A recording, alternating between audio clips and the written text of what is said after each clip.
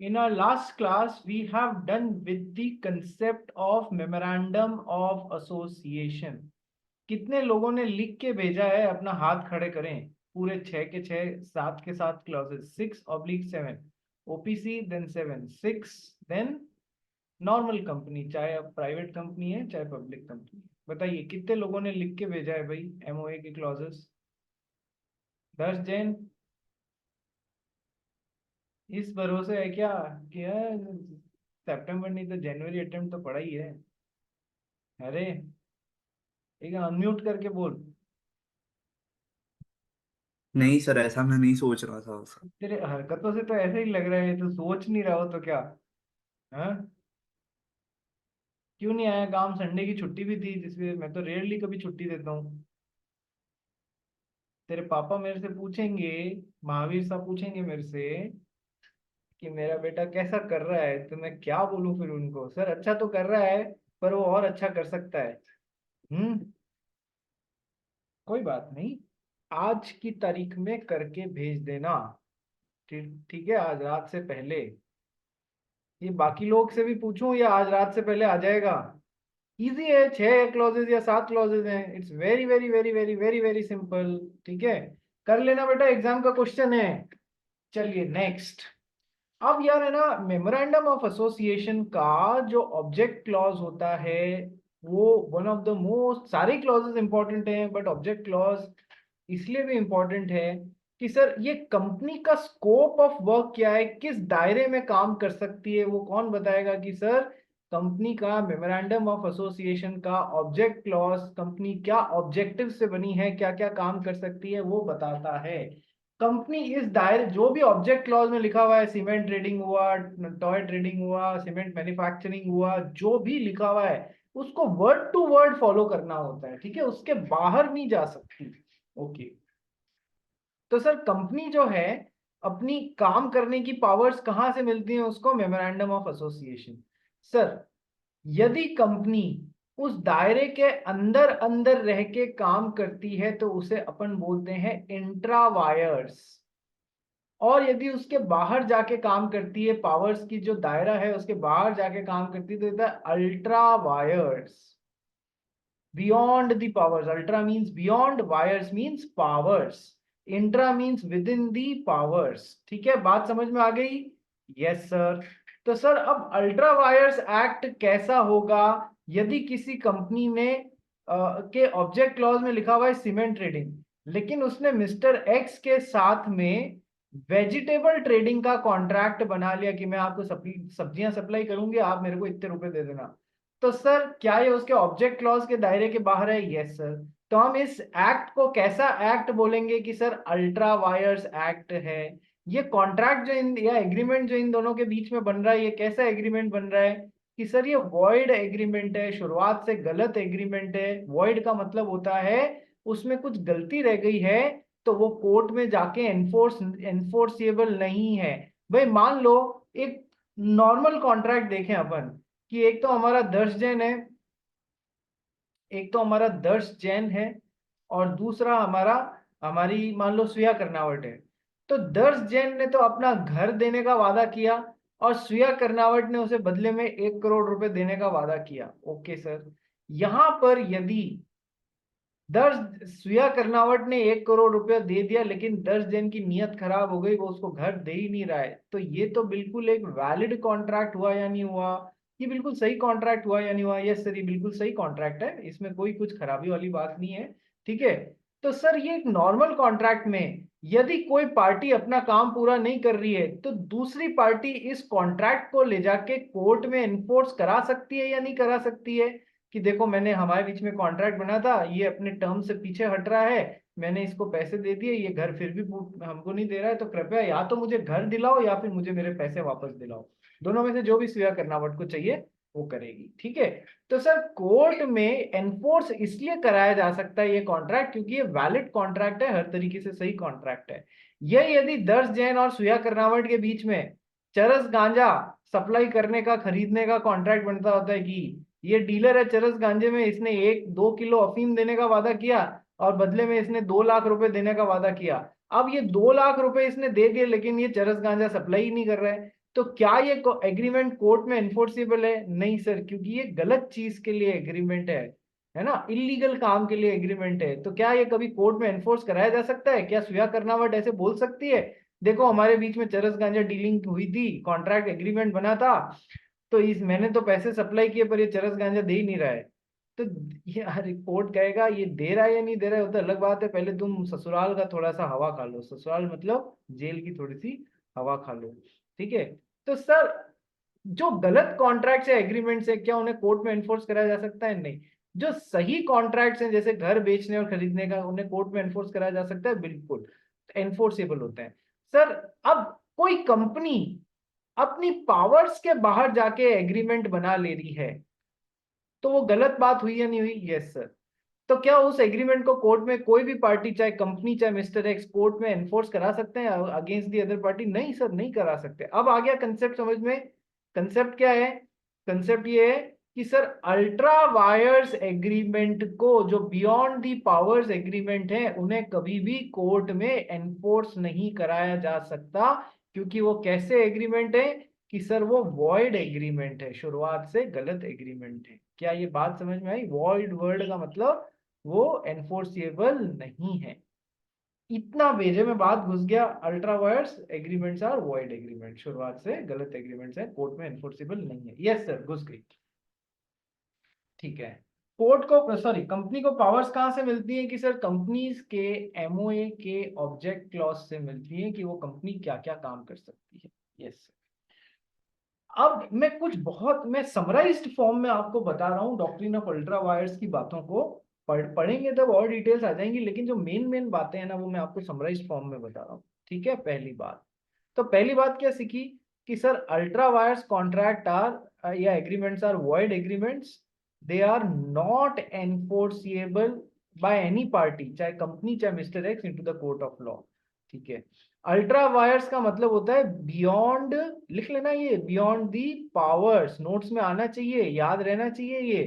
ठीक है। Next, third point. अब सर है ना, बहुत यूनिक सिचुएशन देखना। एक तो होता है एमओए। एमओए का ऑब्जेक्ट क्लॉज बोलता है कि कंपनी बनी है सीमेंट ट्रेडिंग के लिए, और इस काम से ये 5 करोड़ रुपए तक का मैक्सिमम लोन ले सकती है, ये एमओए में दिया हुआ है। दूसरा आता है AOA, article of association. MOA क्या बोलता है? कंपनी की बाहरी दुनिया कंपनी के साथ में कैसे इंटरेक्ट करेगी, ये एमओए में दिया हुआ होता है। एओए में दिया हुआ होता है कि कंपनी की इंटरनल वर्किंग कैसे चलेगी, ये दिया हुआ होता है कहाँ पर? आर्टिकल्स ऑफ एसोसिएशन में। पहले भी बताया हुआ है ना? Yes sir. ठीक है। तो अब आर्टिकल ऑफ एसोसिएशन बोलता है, आर्टिकल ऑफ एसोसिएशन बोलता है कि सर, मैं एक एग्जांपल के थ्रू तुम लोग को समझाने की कोशिश कर रहा हूं कि कंपनी, आर्टिकल ऑफ एसोसिएशन बोलता है कि कंपनी का जो भी डायरेक्टर है, वो 3 करोड़ रुपए तक के लोन तो बिना किसी से परमिशन लिए, कोई परमिशन की जरूरत नहीं है, वो ऐसे ही उठा सकता है 3 करोड़ की रुपए तक के लिए।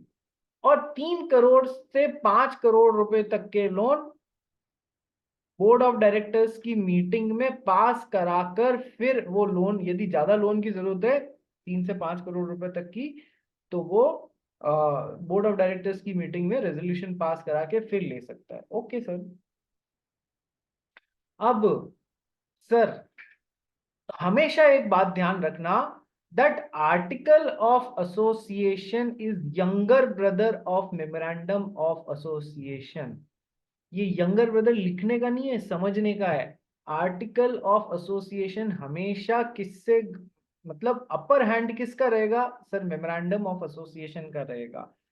ठीक है। मेमोरेंडम ऑफ एसोसिएशन से बाहर जाके काम नहीं कर सकते। एक बात समझो, यंगर ब्रदर और बिगर ब्रदर की मैं बात कर रहा हूँ, एल्डर ब्रदर की बात कर रहा हूँ। 10 जन तेरा कोई बड़ा भाई है, तो कोई छोटा, नहीं सर, छोटा भाई है। छोटा भाई है। ओके, 10 जन के छोटा भाई का क्या नाम है? लक्ष्य जैन। लक्ष्य जैन।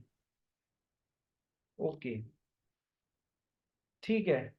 एक दिन लक्ष्य जैन जाता है और गली में कुछ दूसरे गुंडे बच्चे एलिमेंट होते हैं, उनसे मारा पीटी करके आ जाता है। ठीक है। और 10 जैन ऐसे हंस रहे हैं जैसे कोई ये सही में कभी हुआ हुआ हो। तो लक्ष्य जैन जी जाते हैं, गली के जो दूसरे गुंडे एलिमेंट बच्चे हैं उनसे मारा मारा पीटी करके आ जाते हैं। ठीक है सर। अब सर ऑब्वियस सी बात है वो भी वापस बदला लेने के लिए आएंगे ही आएंगे। ठीक है। तो लक्ष्य जैन अपने बड़े भाई दर्श जैन को सारी बात बताते हैं। ठीक है। बड़ा भाई क्या है, वो गुंडे इस लेवल के हैं कि दर्श जैन उनको 2 थप्पड़ मार के सारा का सारा सिचुएशन हैंडल कर सकता है। बात है ना, अभी तक बड़े भाई के कंट्रोल में है। तो सिचुएशन हैंडल हो जाएगी या नहीं हो जाएगी? सिचुएशन हैंडल हो जाएगी या नहीं हो जाएगी? Yes sir. लेकिन है ना, इस इंसिडेंट से लक्ष्य जैन का की हिम्मत थोड़ी ज्यादा ही खुल गई। वो अगली गली के बड़े गुंडों से है ना लड़ाई करके आ गया, मारा कुट्टी करके आ गया। ठीक है। अब बात वापस पहुंची दर्श जैन तक। दर्श जैन का ये तो मार खाने वाली बात हो गई, उनको तो मैं भी नहीं संभाल सकता, बड़े गुंडे हैं। तो यानी फिर इसको भी मार पड़ जाएगी ना ये पूरे प्रोसेस में? Yes sir. फिर तो सेकंड सिचुएशन में तो दर्श जैन को भी मार पड़ जाएगी। बड़े भाई को समझ लो मेमोरेंडम ऑफ एसोसिएशन, छोटे भाई को समझ लो आर्टिकल ऑफ एसोसिएशन। अब इस कहानी को अपन रिपीट करते हैं विद दूसरी मतलब practical situation. Sir memorandum of association में लिखा हुआ है कि कंपनी सीमेंट ट्रेडिंग के लिए मैक्सिमम 5 करोड़ रुपए तक का लोन ले सकती है। आर्टिकल ऑफ एसोसिएशन में लिखा हुआ है कि कंपनी का कोई भी डायरेक्टर यदि कंपनी को काम करने के लिए लोन की जरूरत है तो बिना परमिशन के 3 करोड़ रुपए तक का लोन ले सकता है। विद परमिशन 3 करोड़ से 5 करोड़ रुपए तक का लोन ले सकता है। Okay sir. सिचुएशंस देखना चालू करना और समझना चालू करना। स्वीया कर्नावत, ऋषि अग्रवाल, तुम्हारा 1-1 मिनट अभी तक हुआ नहीं क्या रे? बाकी लोगों का भी नहीं हुआ क्या? क्या क्लास में केवल मैं और दर्श जैन ही है? हम्म। जिया वोरा, तेरी मित्र जिया जैन कहाँ पर है? हाँ सर, जिया पता नहीं। हाँ, मैच देखने में वो तेरे साथ है लेकिन क्लास अटेंड करने में पता नहीं सर कहाँ पर है। हाँ, ये दोनों ऐसे हैं बदमाश। चलो सिक्का उछालते हैं। आज हेड्स आएगा तो अपन क्रिकेट खेलने जाएंगे। आज टेल्स आएगा तो अपन पढ़ाई करने जाएंगे, नहीं तो अपन है ना बैडमिंटन खेलने जाएंगे। और जो कहीं यदि सिक्का गलती से बीच में टिक गया जमीन पे ना हेड्स आए तो अपन पढ़ाई करेंगे। ये दोनों इस तरीके के हैं। अरे ऐसे मत करना। तो अब सर समझना, डायरेक्टर को 3 करोड़ रुपए तक का लोन जो भी सीमेंट ट्रेडिंग के लिए, उसके लिए किसी की परमिशन की जरूरत नहीं है, डायरेक्टर की पावर में है। ठीक है। सर 3 से 5 करोड़ का लोन है तो बोला पहले बोर्ड ऑफ डायरेक्टर्स में परमिशन ले लो फिर करना वो काम। Okay sir. अब situation number 1। Situation number 1, director ने 2.5 करोड़ रुपए का लोन लिया। ठीक है सर। क्या वो आर्टिकल ऑफ एसोसिएशन में डायरेक्टर की पावर के अंदर है? Yes sir. क्या वो मेमोरेंडम ऑफ एसोसिएशन में के पावर के अंदर है? हाँ सर, 5 करोड़ के अंदर ही तो लोन है। तो सर बिल्कुल दोनों के इंट्रा वायर्स है। It is intra vires the memorandum of association and it is intra vires the article of association. It is a perfectly all right work. क्या इस पहली सिचुएशन में किसी को डाउट है? क्या इस पहली सिचुएशन में किसी को डाउट है? नहीं सर, बिल्कुल सही काम है। दूसरी सिचुएशन, डायरेक्टर ने लोन लिया 4 CR का। ठीक है, 4 CR का लोन लिया। सर इसमें 2 सिचुएशंस बनती है। पहला तो विथ परमिशन लिया, बोर्ड ऑफ डायरेक्टर्स की परमिशन ले ली कि सर मुझे 3 करोड़ से ज्यादा के लोन की आवश्यकता है तो कृपया मुझे लोन दिलवाया जाए, कंपनी को जरूरत है। तो इसने परमिशन ले ली तो फिर कोई प्रॉब्लम नहीं। सर बिल्कुल आर्टिकल्स ऑफ एसोसिएशन के इंट्रा वायर्स है। Yes sir. Memorandum of association के इंट्रा वायर्स है। हाँ सर, उसमें भी 5 करोड़ तक का लोन है तो बिल्कुल है। सर इसमें भी कोई प्रॉब्लम नहीं है। सेकंड का ए बिल्कुल सही सिचुएशन है। सेकंड का बी, सर 4 करोड़ रुपए तक का लोन ले लिया लेकिन परमिशन ली ही नहीं। 4 करोड़ रुपए तक का लोन ले लिया लेकिन परमिशन ली ही नहीं। तो सर अब क्या होगा?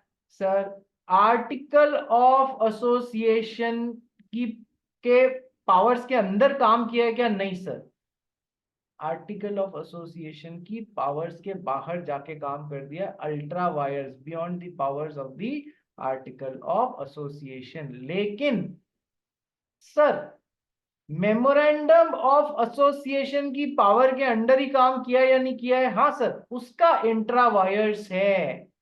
सर कैसे?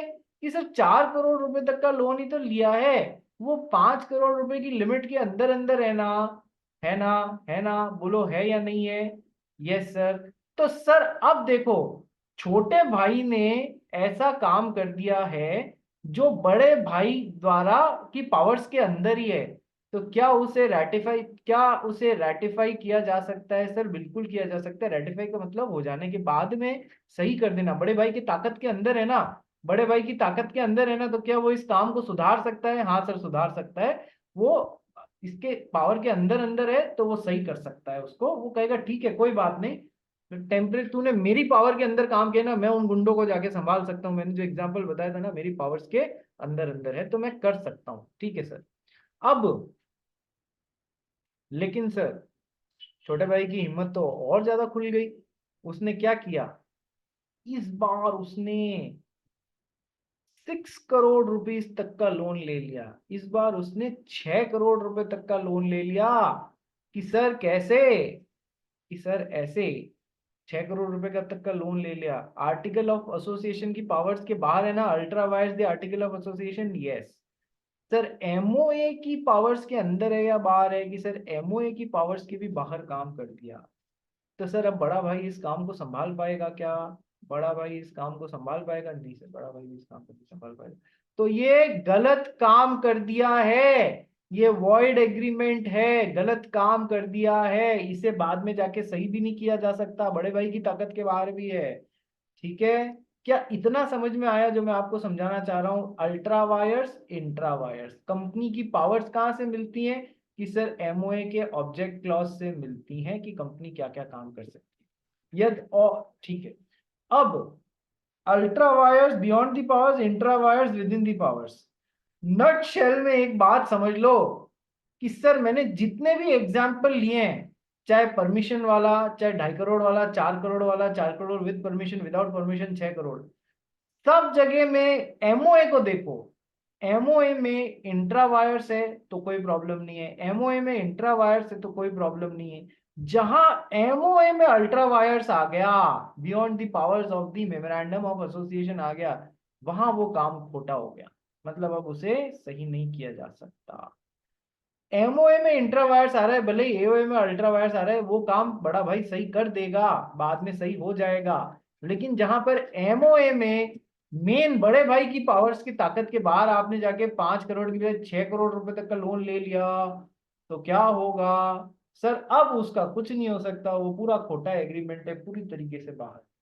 क्या ये बात समझ में आई आपको? Intra wires, ultra vires, MOA, AOA, दोनों बातें समझ में आई या नहीं आई? बोलिए यस सर, यस सर। इस पे एक स्टेटमेंट पढ़ेंगे अपन? यस सर पढ़ते हैं, चलो देखो।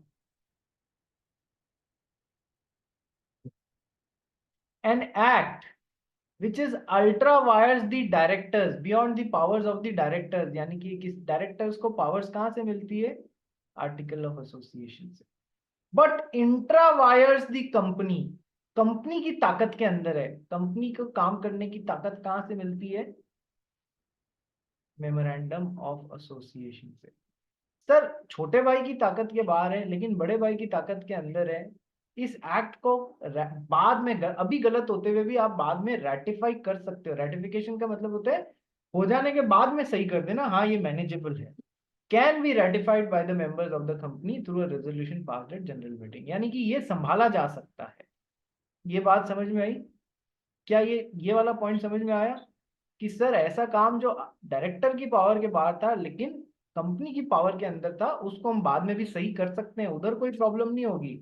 लेकिन sir an act which is ultra vires the company, यानी कि मेमोरेंडम ऑफ एसोसिएशन की पावर्स के बाहर है, अल्ट्रा वायर्स है, ये बाद में सही नहीं, ये बाद में भी सही नहीं किया जा सकता। It can not be ratified. उसको बाद में सही नहीं किया जा सकता, वो हमेशा के लिए वॉइड एग्रीमेंट है, गलत एग्रीमेंट है, नहीं सही किया जा सकता। It can not be ratified. भले ही सारे मेंबर्स एक स्वर में हाँ बोल दें तो भी नहीं किया जा सकता। ये लॉ बोलता है कि पहले यदि तुमको 6 करोड़ रुपए तक का लोन लेना ही था तो सही तरीका क्या है? पहले एमओए के ऑब्जेक्ट क्लॉज को अमेंड करके 5 करोड़ हटा के 6 करोड़ करो, फिर 6 करोड़ तक का लोन लो। यही सही तरीका है। अदरवाइज लिखा 5 करोड़ है, पहले 6 करोड़ का लोन ले लिया और फिर बोलते हो नहीं नहीं हम तो इसको सही कर देंगे बाद में। नहीं, ऐसा नहीं होता है। पहले एमओए का ऑब्जेक्ट क्लॉज अमेंड करो, वहां पर 6 करोड़ डालो, तब वो काम कर सकते हो, अदरवाइज नहीं कर सकते हो। भेजे में ये बात घुसी या नहीं घुसी सबके? भेजे में बात घुसी या नहीं घुसी? कविश, खुशबू, श्रेया, सुया, दर्श जैन, ऋषि अग्रवाल, भेजे में बात घुसी या दर्श जैन? नहीं सर, केमिकल लोचा है, कुछ प्रॉब्लम हो रहा है? नहीं कतई। अरे अच्छा है यार, कोई दिक्कत नहीं। चलो ये भी पॉइंट समझ में आ गया। ये यूनानिमस कंसेंट पे मैं बाद में वापस आऊंगा, ये अभी इतना जल्दी उठाना सही नहीं। ठीक है। If an act is ultra vires the articles, it can be ratified by altering the articles by a special resolution at a general meeting. मतलब सर कह रहा है आर्टिकल ऑफ एसोसिएशन की पावर के बाहर है, इनडायरेक्टली बोल रहा है एमओए के अंदर ही है, केवल आर्टिकल के बाहर है, तो उसको आप रेटिफाई कर सकते हो बाद में भी सही कर सकते हो, उसमें कोई प्रॉब्लम नहीं है। लेकिन सर जहां भी एमओए में अल्ट्रा वायर्स आ गया, बियॉन्ड दी पावर आ गया, वो एक्ट गलत है, वो एग्रीमेंट वॉइड एग्रीमेंट है, वो कोर्ट में कभी भी एनफोर्स नहीं कराया जा सकता। ना तो कंपनी कुछ उस पर कर सकती है, नहीं मिस्टर एक्स जिन्होंने कंपनी के साथ में अल्ट्रा वायर्स काम के लिए ट्रांजैक्शन कर लिया है वो भी कुछ कर सकते हैं। कुछ रिलीफ मेजर्स जरूर है जो मैं आपको ओवर द टाइम बताऊंगा कि अब मिस्टर एक्स क्या करें ऐसी सिचुएशन में। कोर्ट में तो जा नहीं सकते, कोर्ट पहली तारीख को ही मना कर देगा कि आपने कंपनी के एमओए का ऑब्जेक्ट लॉस पढ़ के नहीं गए थे क्या, जो उसके साथ में ऐसा बना लिया, सीधा मुंह पे केस एडमिट ही नहीं करेगा। ठीक है, तो अब रिलीफ मेजर्स क्या क्या है वो भी हम पढ़ेंगे। मिस्टर एक्स अब फिर क्या करें ऐसी सिचुएशन। तो मैंने आपको ये बोला था पिछली क्लास में कि सर कंपनी का जो बाहरी आदमी है उसकी ड्यूटी बनती है कि वो कंपनी के पब्लिक डॉक्यूमेंट्स एमओए और एओए के पढ़ के जाए और उस हिसाब से कंपनी के साथ में कॉन्ट्रैक्ट बनाए। बोला था ना, आप कंपनी के साथ में डील करने जा रहे हो, कंपनी के साथ में आप डील करने जा रहे हो वेजिटेबल्स की, वेजिटेबल ट्रेडिंग की, और वो कंपनी एक्चुअली में बनी है सीमेंट ट्रेडिंग के लिए, तो आपकी ड्यूटी होती है आप उस कंपनी के एमओए और एओए पढ़ के जाएं, उसके बाद में उस कंपनी से डील करें, पहले ना करें। बोलो बात समझ में आई? बात समझ में आई? आउटसाइडर की ड्यूटी है, क्योंकि एमओए और एओए क्या है कि सर ये पब्लिक डॉक्यूमेंट्स हैं। ठीक है, पब्लिक डॉक्यूमेंट्स का क्या मतलब बताया था कि सर पब्लिक पार्लांस में अवेलेबल है, छोटी सी फीस एमसीए के साथ में डिपॉजिट करके अपन इनकी कॉपी लेके पढ़ सकते हैं, इसमें छुपाने वाली कोई बात नहीं है, उल्टा पढ़ के जाना चाहिए। ठीक है, यस सर। अब इसमें एक केस लॉ भी है, काफी सारी बातें हैं। केस का नाम है Ashbury Railway Carriage and Iron Company Limited versus Riche, ये भी हम पढ़ेंगे। तो एक बार पढ़ना चालू करते हैं डॉक्ट्रिन ऑफ अल्ट्रा वायर्स, और देन वी विल स्टार्ट। मतलब और कंसेप्ट्स आएंगे अभी जो हमको समझने, मोटा मोटा मैंने आपको समझा दिया डॉक्ट्रिन ऑफ अल्ट्रा वायर्स क्या होता है। अब लास्ट चीज, सर डॉक्ट्रिन का क्या मतलब होता है? अल्ट्रा वायर्स तो हमने समझ लिया, what is the meaning of the word doctrine. देखो, क्या आज हमें इस बात को वापस प्रूव करने की जरूरत है क्या, that sun rises in the east, sun rises in the east, क्या हमें इसको प्रूव करने की जरूरत है क्या? नहीं सर, ये एक एस्टैब्लिश्ड फैक्ट हो चुका है। This is now an such an established and time tested fact कि हम इसे चैलेंज करके वापस प्रूव करने की जरूरत नहीं है। बात समझ गए? बात समझ गए? Yes sir. तो सर पहले जरूर प्रॉब्लम्स होती थी कि गैलीलियो बोलता था, पूरी दुनिया बोलती थी कि है ना धरती तो स्टेबल है, सन उसके चारों तरफ चक्कर काटता है। नहीं, अब ये प्रूव हो चुका है कि सन स्टेबल है, अर्थ इसके चारों तरफ, sun rises in the east and earth उसके चारों तरफ चक्कर काटती है। अब इनको चैलेंज करने की जरूरत नहीं है। सर उसी तरीके से जब लॉ में कोई चीज इतनी एस्टैब्लिश हो जाती है, जब लॉ में कोई चीज इतनी एस्टैब्लिश हो जाती है कि अब उसको चैलेंज करने की जरूरत नहीं रह गई है, वो बिल्कुल सही है, तो हम उसे क्या बोलते हैं? डॉक्ट्राइन। डॉक्ट्राइन, बात समझ गए? Established fact, we don't need to challenge it. So doctrine of ultra wires beyond the powers, company अपनी पावर्स के बाहर जाके कोई काम करती है, तो इट्स अ वॉइड एग्रीमेंट, ना तो कंपनी उसे कोर्ट में एनफोर्स करा सकती है, ना मिस्टर एक्स उसे कोर्ट में जाके एनफोर्स करा सकते हैं। समझ में आ गई doctrine of ultra vires? Yes sir. Company को पावर्स कहाँ से मिलती है? एमओए के ऑब्जेक्ट क्लॉज से मिलती है। प्लस इसमें तीसरा एंगल है, एमओए और एओए के अल्ट्रा वायर्स और इंट्रा वायर्स का कॉम्बिनेशन भी अपन ने देख लिया, किसको सही किया जा सकता है, किसको सही नहीं किया जा सकता। ठीक है, आइए पढ़ना स्टार्ट करते हैं। एक बार सेम लिंक पे वापस रिज्वाइन कर लीजिए।